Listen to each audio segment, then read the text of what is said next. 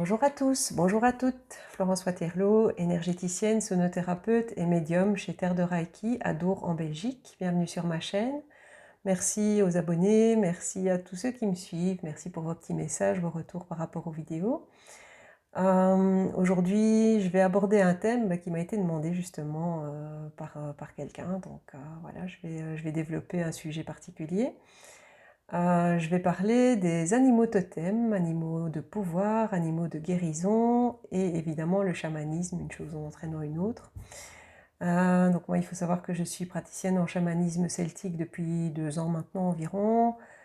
J'ai été initiée par un monsieur qui s'appelle Gilles Wurtz, qui a écrit d'ailleurs des bouquins sur les animaux de pouvoir, donc je vais vous en parler après. Donc Gilles travaille en Belgique, en France, en Suisse, au Canada. Il fait pas mal de stages d'initiation et puis des stages avancés en chamanisme. Sont vraiment donc ça parle du chamanisme européen, donc vraiment celui qui est pratiqué dans nos contrées, on va dire, depuis longtemps, qui a été transmis d'ailleurs pour lui par une dame de son village. Donc c'est assez particulier. J'ai adoré faire le stage avec lui, donc je vous le recommande au cas où. Si vous voulez des informations, n'hésitez pas à me demander en commentaire, je vous les transmettrai avec grand plaisir. Alors, donc, comment on peut faire pour rencontrer donc, nos fameux animaux totems, animaux de pouvoir et animaux de guérison? Eh bien, on peut le faire via des voyages chamaniques, donc par la pratique du voyage chamanique au tambour. Donc, je vous montre mon tambour chamanique. Voilà, donc celui-ci, ça fait déjà quelques temps que je l'ai maintenant, merveille. Qui est en peau de cheval de Camargue. Et alors comment ça se pratique le voyage chamanique? En fait on vient frapper le tambour avec une maillotche, donc la mienne est ici. On vient frapper le tambour à un certain rythme. Ce rythme va nous amener dans une espèce de transe qui en fait va nous mettre dans un état de conscience modifié, un peu comme on peut rencontrer en hypnose, en reiki aussi. Voilà, donc c'est vraiment quelque chose de chouette à faire. Ici en chamanisme, on part avec un thème en disant voilà, aujourd'hui je souhaite rencontrer un de mes animaux totems par exemple, et puis on frappe le tambour pendant 10, 20, 30 minutes, et puis vous partez en fait en voyage. Et c'est un voyage intérieur évidemment, mais dans lequel vous pouvez être en contact avec votre animal totem. Alors qu'est-ce qui différencie l'animal totem des autres? Un animal totem, vous allez être en contact direct avec. Donc vous allez pouvoir le toucher en voyage chamanique. C'est quelque chose de génial à faire. C'est, on va dire, surprenant au début, pas vraiment effrayant, mais surprenant. Donc moi j'ai vécu ça de manière assez cocasse, donc ça m'a beaucoup amusé. Alors les animaux totems, je vous dis, sont un peu comme nos guides, donc ils vont nous accompagner tout au long de notre vie.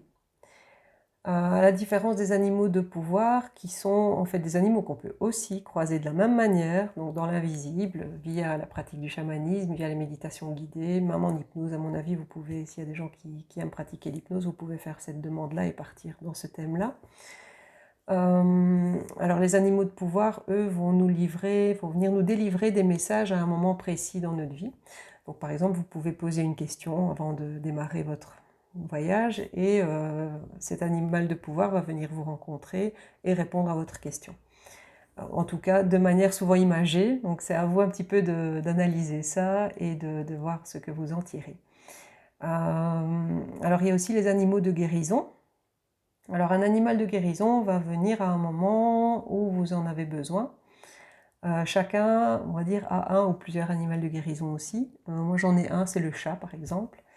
Donc le chat donc les chats sont réputés pour être des animaux de guérison parce que ils travaillent dans l'énergétique, ils viennent vraiment en tant qu'éponge se mettre à des endroits où vous avez des douleurs pour absorber ce qui ne va pas, le mal-être, la douleur, etc.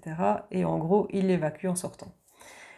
Et donc ça peut être l'animal de guérison, vous pouvez le rencontrer aussi donc en tant qu'incarné, c'est-à-dire vous le rencontrez en tant qu'humain et votre animal de compagnie peut être le chat par exemple. Alors les animaux totems, moi pour vous donner une idée un petit peu du type on va dire, de ce que ça peut vous apporter d'avoir un animal totem, de ce que cet animal totem peut vous apporter. Moi, dans le cadre de mes animaux totems, j'ai entre autres l'ours noir, j'ai une ours noire en fait, qui m'amène de la force, qui m'amène un côté un peu maternel et maternant, qui m'amène une forme de douceur aussi, mais en gardant cette espèce de, voilà, de force, de fermeté derrière, et qui reste, voilà, ça reste assez intéressant comme animal en gros. Et moi j'ai 3 animaux totems connus en tout cas. Entre autres, j'ai le cheval de Camargue qui est là et qui m'amène cette espèce de liberté, on va dire, voilà, cette envie de courir dans la mer, quoi. Cette espèce de côté sauvage aussi, voilà, et un peu d'expansion, donc d'ouverture vers le monde et voilà, de contact aussi.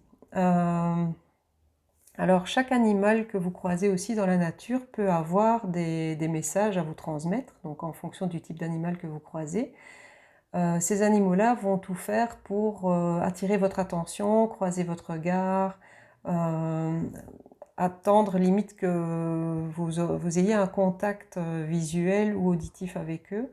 Donc que ce soit les oiseaux, que ce soit d'autres animaux, ça peut être des insectes, ça peut être n'importe quoi.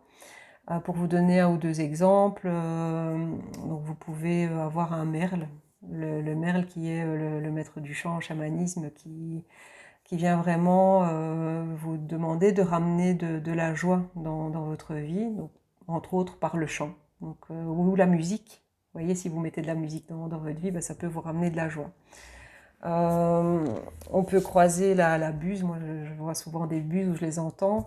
La buse va vous demander de prendre de la hauteur par rapport à des événements, de bien regarder les choses en détail, mais de prendre une certaine hauteur, le temps d'analyser les choses. Voilà, c'est un petit peu tout le type de message, les types de messages qu'on peut recevoir via ces animaux. Alors comment on peut reconnaître, donc il faut être observateur déjà de ce qui se passe autour. Quand vous sortez dans la nature, vous pouvez observer si vous croisez certains types d'insectes, des libellules, des papillons, des écureuils, vous pouvez croiser un petit peu de tout. Le papillon, c'est l'animal type, entre autres, de la transformation, de la légèreté. La libellule, c'est un peu la rapidité et aussi la légèreté. L'animal, donc l'écureuil par exemple, ça va être la rapidité de réaction. Faire attention assez bien, et alors la rapidité de réaction par rapport aux événements. Parce que là, c'est un animal qui est très très vif et qui va se déplacer, qui va être agile aussi, qui va sauter de branche en branche. Donc voilà, ça va vous amener un petit peu ce type de message. Alors comment analyser les messages? Vous trouvez ça sur internet entre autres, comme un peu pour tout. Vous avez des sites où vous allez avoir des tartines comme ça écrites avec vraiment tout plein de détails. Prenez ce qui vous parle, toujours. Donc, prenez ce qui résonne en vous et laissez le reste. Si ça ne vous parle pas, c'est que ce n'est pas le bon moment ou le bon message. Donc moi j'ai le livre ici de Gilles qui est Chamanisme celtique, animaux de pouvoir sauvages et mythiques de nos terres. Donc on va vraiment venir plus sur les animaux qu'on rencontre en Europe. En tout cas en terre celte, voilà, en terre celtique, on va vraiment venir travailler là-dessus.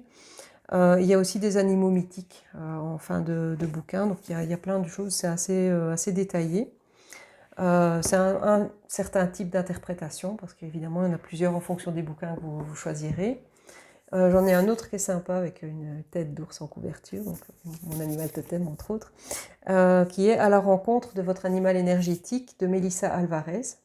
Je trouve qu'il est pas mal fait aussi. Alors là, il n'y a pas d'image contrairement à celui de Gilles, mais par contre, il est très détaillé sur l'apparence, l'aide, les éléments, les défis, les talents, les différentes choses qui correspondent à cet animal-là, et vous avez un descriptif en plus du type on va dire, la force de cet animal-là. Alors, quoi d'autre? Donc, je vous ai dit, vous pouvez donc pratiquer le chamanisme soit vous-même, soit avec des gens qui le pratiquent. J'ai pas encore reçu de demande spécifique, je vais dire, pour pratiquer les voyages chamaniques.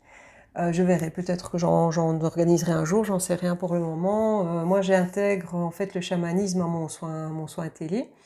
Donc j'utilise le tambour, j'utilise les tambours parce que j'en ai reçu un deuxième il y a peu, donc je vais vous le présenter. Il est géant. Donc c'est un tambour qui est fabriqué par mon ami Loïc, qui se trouve en Gironde. Je vais essayer de vous le montrer en entier, mais voilà, je vous dis, il est très grand. Donc vous voyez, au niveau peinture, il est irisé, il y a des symboles partout. Voilà, c'est un tambour qui a un pouvoir particulier, qui est assez puissant au niveau pouvoir de guérison, qui a une résonance très très forte. Donc, je vais éviter de le faire aujourd'hui parce que voilà, ça fait pas mal de résonance.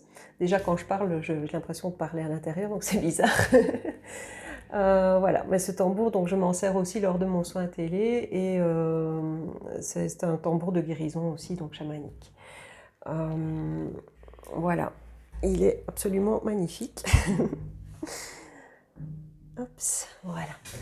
Et donc n'hésitez pas si vous avez envie d'essayer donc vraiment le voyage chamanique pur et dur, donc vous pouvez me contacter pour ça. C'est vrai que j'en ai pas, je fais pas ça spécifiquement, moi j'intègre ça dans mes soins parce que ça fait partie de mes outils d'utilisation, on va dire, pour les soins sur les gens, donc les séances de guérison et d'amélioration, on va dire, du bien-être et de la santé. Et n'hésitez pas non plus si vous avez besoin de plus d'informations sur les animaux totems, voilà, les titres des livres, je pense que je vais les mettre en commentaire en dessous de ma vidéo. Je ne sais pas si je vous ai parlé, donc mon premier tambour, lui, avait été fabriqué par Sandrine Wimmer. Donc je vais aussi, si à la demande, simplement vous envoyer ses coordonnées, donc n'hésitez pas. Même chose pour Loïc, si vous êtes intéressé par ce type de tambour, n'hésitez pas à me contacter, je vous transmettrai les coordonnées avec grand plaisir. Je vous les recommande tous les deux, ils travaillent tous les deux très très bien. Et, voilà. Chez Sandrine, vous pouvez fabriquer votre tambour vous-même. Il y a un lieu de stage donc qui se trouve en France, donc il faudra que je regarde, mais moi ça a été fait pendant le confinement, donc c'est elle qui me l'a fabriqué à ma demande. Donc voilà. Mais je pense que j'ai fait le tour. Bon, évidemment, j'ai pas pu trop détailler parce que sinon la vidéo va être hyper longue. Mais je vous dis, n'hésitez pas si vous avez des demandes par rapport à ces animaux, si vous avez des questions précises, voilà, n'hésitez pas à me contacter pour ça. Et je vous répondrai avec grand plaisir.